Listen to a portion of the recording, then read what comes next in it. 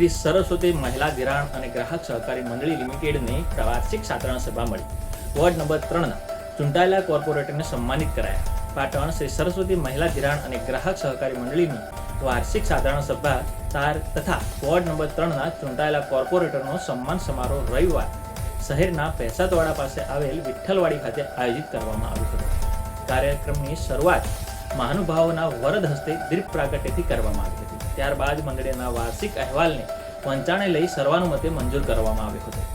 મંડળીનો નફો ચાલુ વર્ષે 2.16 લાખે પહોંચ્યો હોય, જે નારી શક્તિ અને આર્થિક સ્વાવલંબનના પ્રતીક સમાન હોવાનું લેખાવી મંડળીની ઉત્તરોત્તર પ્રગતિ અને પારદર્શક વહીવટને કારણે આ સામાન્ય સભા સભાસદ બહેનો માટે ઉત્સાહનો ઉત્સવ બની રહી હતી.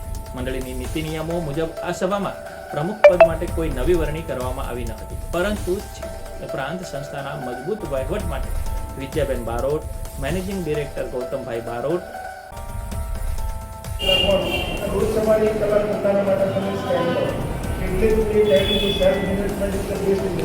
તમારા જેટલું રોકાણ કરશો એટલું વધુ સારું છે. સ્વાસ્થ્ય પ્રત્યે જાગૃત થવા માટે કશું જ ના તમે સવારે ઉઠી થોડું વોક કરો, ઘરમાંથી બહાર નીકળી તમે તાજી હવાનો ઓક્સિજન લો, થોડી ગાળવું વ્યાયામ કરો, તો નજીક આજુબાજુ ગાર્ડનમાં વોક કરો, થોડું પરસેવું પાડીને ક્રિયા કરો, ચાલવું, દોડવું, નાચવું, ફરવા જવાનું કરવું, સાયકલિંગ કરવું, સ્વિમિંગ કરવું, તમને જે લાગતું હોય એ થોડું કરવું. અને બેઠા બેઠા લાંબો શ્વાસ લેવો. આટલું અડધો કલાક 3 કલાક કરો તમે, તો તમારા જીવનમાં ઘણું બધું પરિવર્તન આવશે.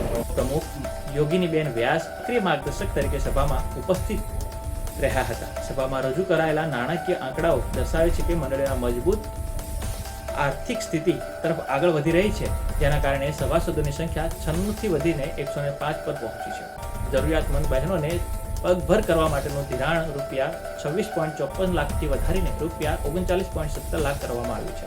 સંસ્થાનો વાર્ષિક નફો રૂપિયા 1.41 લાખથી વધીને રૂપિયા 2.16 લાખની ઐતિહાસિક સપાટીએ પહોંચ્યો છે. મંડળીનું શેર ભંડોળ રૂપિયા 9.50 લાખ અને ફિક્સ બચત રૂપિયા સુધારાની દરખાસ્ત અને આંતરિક ઓડિટની નિમણૂક જેવા મહત્વના નિર્ણયો લઈ ઉપસ્થિત વોર્ડ નંબર 3ના નાગરિકોને સન્માનિત કરવામાં આવ્યા હતા. RM ન્યૂઝ રિપોર્ટર વિજય વડલિયા, પાટણ.